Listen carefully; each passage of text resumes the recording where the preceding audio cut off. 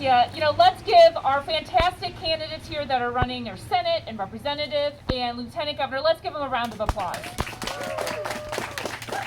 And thank you, John, wherever you are, John, for hosting us here today. I so appreciate it. And I have another special guest with me because my husband, John, is traveling with me today. Yeah, I do let him out of Columbia every once in a while on the road with me. But, I am so thankful that you all are here this afternoon because I know that you want to see something more. You want to see something better out of Jefferson City. But you know that change just doesn't happen on its own. It doesn't magically appear before us. Change happens when we are willing to work for it, that we're willing to put in the effort to create that change ourselves. And that's what this campaign is all about. Look, when I launched this campaign for governor a year ago, I never could have imagined where we would be today, the crisis that we would be facing, public health crisis, economic crisis. But I knew a year ago that Missouri's working families needed a change, and I am even more certain of it now. The most important thing the next governor will have to do is contain the spread of the virus and rebuild Missouri's economy. The question is, will we rebuild in a way that helps working people get back on their feet, that helps you get back on your feet? Or will we continue to ignore science, distract, and rebuild only for well-connected special interests? I am running for governor to put Jefferson City back on the side of working families.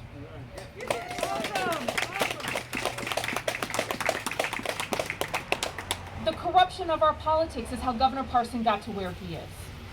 He has risen through the ranks of the establishment with the help of some very powerful friends that are now spending millions to hold on to power so they can get what they want while Missouri families struggle. If Governor Parson had a plan for our most pressing problems, we would have seen it already. He's been in Jefferson City for almost 2 decades. Where is his plan to make healthcare more affordable? Where is his plan to keep rural hospitals open and create good jobs along the way? Where is his plan to contain COVID and get our economy back? We're living his plan for COVID right now. Is it working?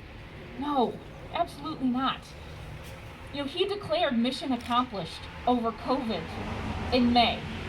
If you are not willing to recognize that we have an issue, that hospitalizations are up at dangerous levels all across the state, that our positivity rates are up across the state, that tens of thousands of Missourians have left the labor force under Parson's COVID economy because they cannot find a job. If you are not willing to recognize the issues that we face that are meaningful to you and your community, how can you even put forward a solution to address them? I have a plan to lower the cost of health care, to keep our rural hospitals open, to protect coverage for pre-existing conditions, to lower the cost of prescription drugs. I have a plan for that.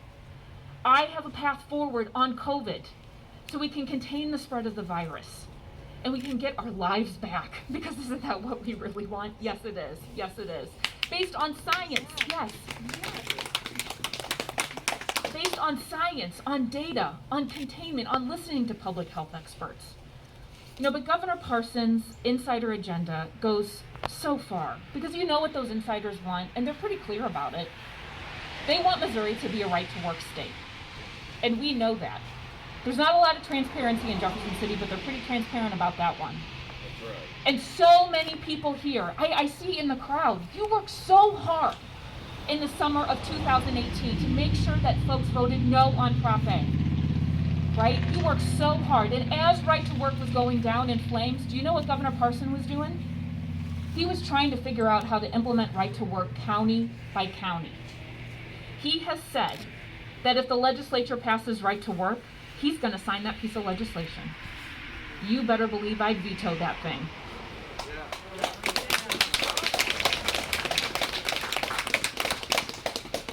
When it comes to the insider agenda, they don't like Clean Missouri either. When you seized power from politicians at the ballot box and said you want a fair, transparent government, and it passed by over 60%, immediately the insider said you got it wrong and you were confused, you didn't know what you were voting for. And now we have Amendment 3. And we're of course going to vote no on Amendment 3, right? No on Amendment 3. They also oppose Medicaid expansion, which you just passed in August. Do you see a pattern here? Everything that would help you succeed, have a good wage, good benefits, good health care, a fair, transparent, non-corrupt government. Time after time, they're saying you got it wrong. When is the time they're going to start listening to us? When? I'll tell you what. As auditor, I have seen that the system is broken. I have seen that the system is not working. I have found hundreds of millions of dollars in government waste and abuse and corruption. I have worked hand in hand with law enforcement to hold those accountable for the decisions that they make on your behalf. But one of the most heartbreaking decisions that I have seen from this governor is when he cut 100,000 kids off of their health insurance. 100,000 kids. And these children, these parents, they did nothing wrong.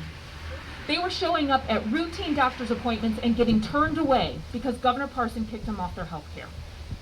And in visiting with these mothers and these children, you know, when these mothers are telling me these personal stories about how they were turned away, they felt like they had failed their children.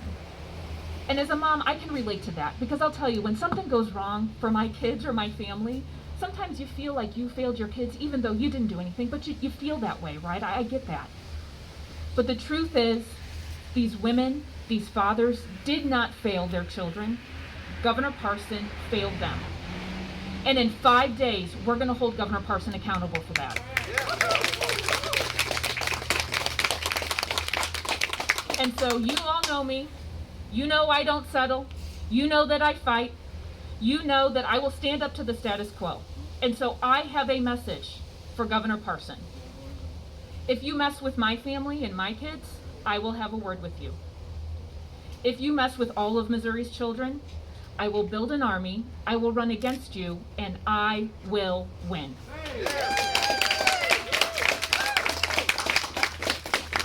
And we have the momentum in this race. We are neck and neck in the polls. We are within the margin of error. This is so close. We can do this. But we cannot let off the gas for these next 5 days.